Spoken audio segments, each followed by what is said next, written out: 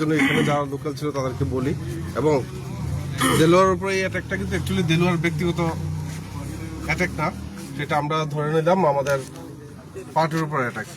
তো যারাই এসব ঘটনা করছেন, এসব দুষ্কৃতিকারী করছেন, আপনাদের একটা জিনিস বলতে চাই, আপনারা যদি ভাবেন যে বিজিবির নাম করে তিপ্রা মাথার কোনো কর্মীকে আঘাত করে আপনারা বেঁচে যাবেন, সেটা আপনারা মূর্খের স্বর্গে বাস করছেন। এখন রাত্র 12:30 বাজে, আমরা কিন্তু কোনোদিন আমরা কর্মীকে ছাড়ি না। যাকে আপনারা অ্যাটাক করলেন সে কাছে আপনারা একজন হয়তো ভাবলেন যে নর্মাল একজন মানুষ, সে কিন্তু আমাদের দলের কর্মী একটা। আর তিপ্রা মাথা দলের কর্মীর উপর আপনারা অ্যাটাক করে আপনারা শান্তিতে ঘুমাতে পারবেন, সেটা দিবা স্বপ্ন আপনাদের। একটা জিনিস বলে রাখছি, আমরা এখন পুলিশ প্রশাসনের কাছে আছি, থানায় আছি।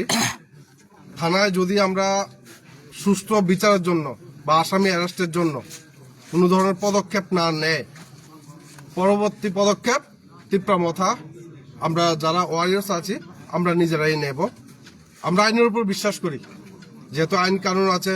এ রাজ্যে মাননীয় মুখ্যমন্ত্রী বারবার বলে যে আইনের শাসন চলছে। তো কেমন আইনের শাসন যদি হয়, এসডিপিওর সামনে, থানার সেকেন্ড অফিসার সামনে, অনেকগুলি পুলিশ কর্মী সামনে একজন ধরনের নিরীহ মানুষকে একজন মারতে পারে পুলিশের সামনে, সেটা কিন্তু আইনের শাসনের লক্ষণ না। তো এতটুকুই বলবো, যারা এই পার্টির নাম করে দুষ্কৃতিকারীরা এই ঘটনাটাই ঘটালেন, পার্টি কিন্তু চিরজীবন থাকে না, পার্টি চিরস্থায়ী না, মানুষ চিরস্থায়ী। আমরা একই সমাজে বাস করতে হবে। আজকে পার্টি আছে, কালকে নাও থাকতে পারে। যারা পার্টির নাম করে আজকে করলেন, কালকে যদি পার্টিটা না থাকে কই যাবেন আপনি? সমাজে থাকতে হবে তো, সেই জিনিসটা মাথায় রাখবেন।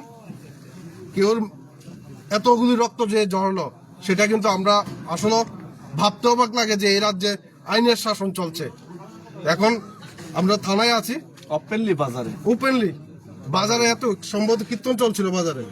ওরা কিন্তু কোনো এমন না যে ওরা নেশা করেছিল বা কারোর সাথে ঝগড়া করেছিল, ওরা জাস্ট এখানে 2-3 জন দাঁড়িয়েছিল, দাঁড়ানোর পর অতর্কিত ভাবে ওদের হামলা করলো। কারণ উনি তিপ্রা মাথার কর্মী, ইমিডিয়েট উনি একটা অ্যাপয়েন্টমেন্ট পেয়েছিল ব্লক প্রেসিডেন্ট, সেটা হয়তো ওদের সহ্য হয়নি।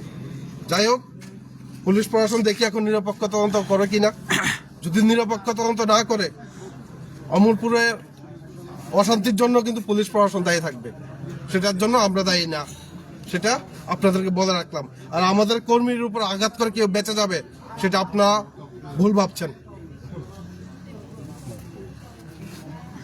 চলো ব্লক